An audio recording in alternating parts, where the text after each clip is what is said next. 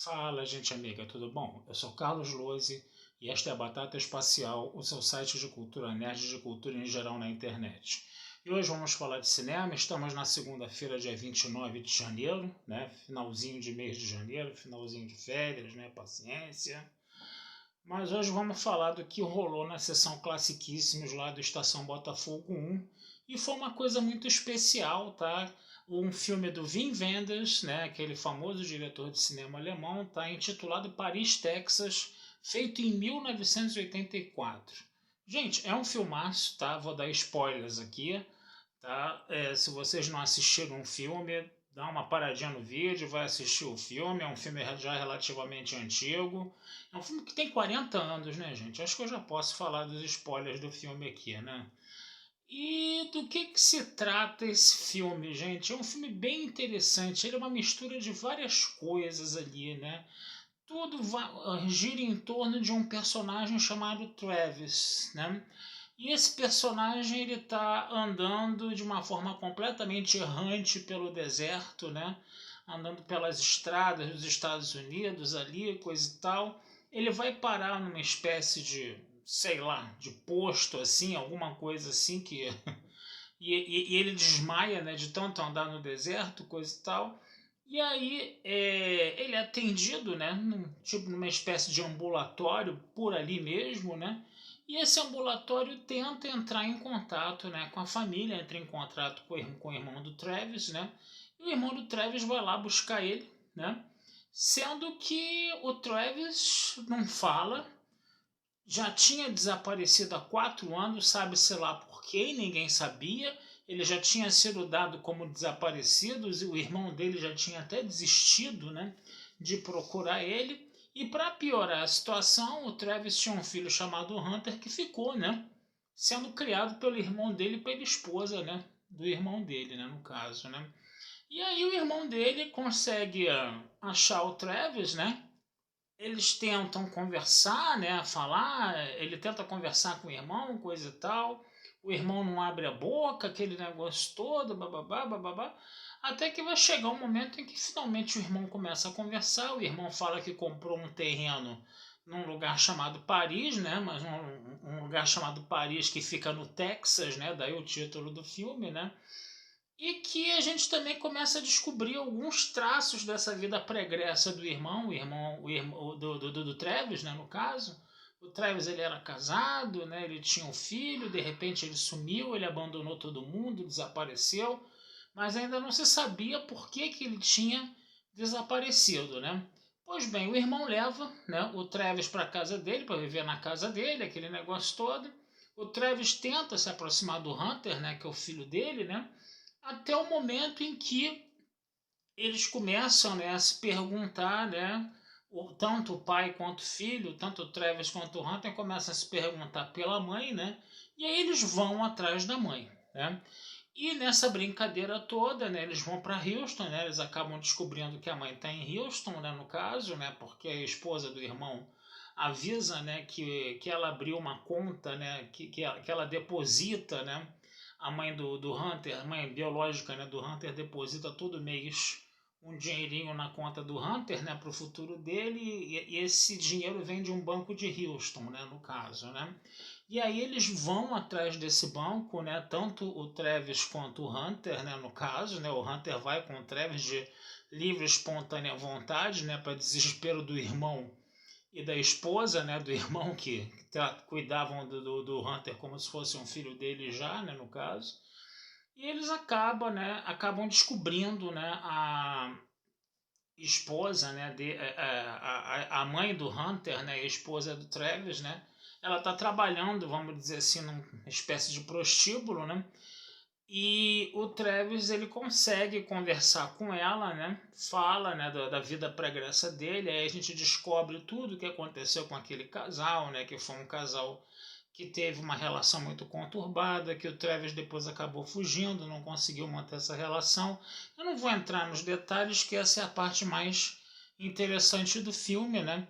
E o Travis, né, no caso, pergunta, né, para a ex-esposa dele, né, se ela quer ver o filho dela, né, que é o Hunter, né, no caso, né, ela diz que quer ver, né, E o filme termina dessa forma bem bonita, né? A mãe se encontra com o Hunter, né? Mas o Travis diz que não consegue, né? Essa família não consegue, vamos dizer assim, ser refeita, né? No caso, né? O Travis ele diz que não consegue viver com os dois, né? No caso, aquele negócio todo, né? Que o Travis é uma pessoa muito perturbada, né? Ele é uma pessoa muito traumatizada com o passado dele, que ele não consegue lidar com os traumas do passado, e ele faz essa missão do filho se reencontrar com a mãe, mas ele sai pela tangente, sai de fininho e vai embora. É um filme bem bacana, gente. O filme tem várias coisas interessantes. Primeiro, né, um road movie, né? É um filme que você vê muitas viagens, né, de carro pela estrada, né? Primeiro do Travis com o irmão, depois do Travis com o Hunter, né, viajando para cima e para baixo, né?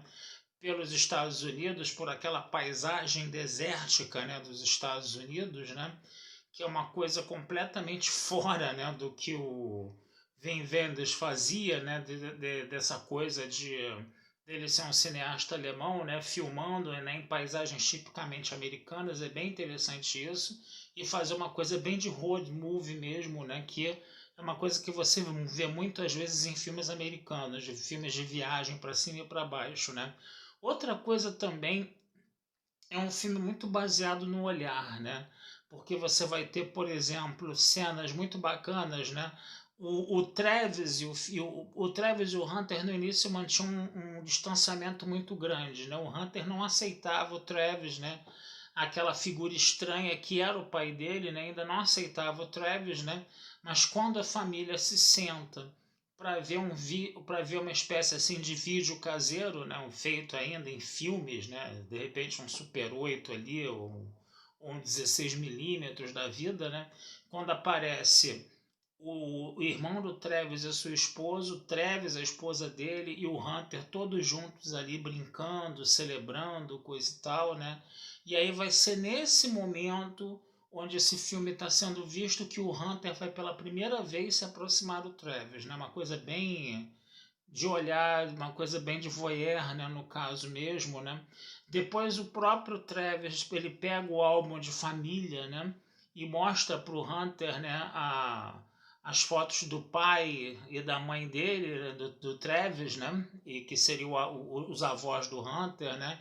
E mostra naquele álbum de família, eles também ficam vendo aquele álbum de família ali. Então você tem essa lembrança, né, do passado ali, tanto no filme Super 8 ou 16 mm, também como no álbum de família. Então tem muito essa coisa do olhar, né? Muito bacana ver isso.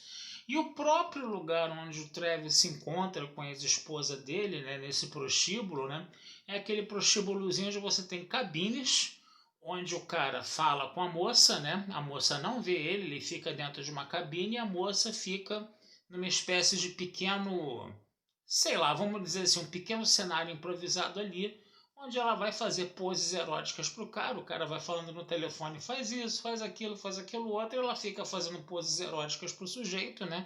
E ela não vê o sujeito, entendeu? E o Travis conversa, né, com a ex-esposa dele, né, ali numa cabine dessas, né? Também muito ligado à questão do olhar também, né? Então é um filme que trabalha muito essa questão do olhar, e é um filme que tem esse espírito de road movie também, né? Então o Wim Wenders conseguiu pegar dois elementos muito interessantes que ficaram bem marcantes nesse filme, né? E o final do filme também é interessante, que a dedicatória do filme é para Lotte Eisner, né? Lotte Eisner é uma famosa pesquisadora de cinema alemão, né? Amiga pessoal do Fritz Lang, foi diretora da Cinemateca de Paris, né? E ela escreveu um livro muito interessante sobre cinema da época da República de Weimar, né? Que é chamado A Tela Demoníaca, né? Que fala do cinema expressionista alemão, fala sobre a influência do teatro de Max Reinhardt, né, no cinema alemão, né? E é uma referência obrigatória para quem quer estudar, né, cinema alemão, principalmente o cinema alemão do período entre guerras, né? Ela é muito ela é uma pesquisadora de ponta, assim, muito importante, né? Ela deve ter muito provavelmente falecido na época, né? E o Wim Wenders fez essa dedicatória para ela, né? Do Paris, Texas, né? Então, gente, é um filme que vale a pena ser revisto, tá? Um filme relativamente grande, ele tem quase 2 horas e meia, né?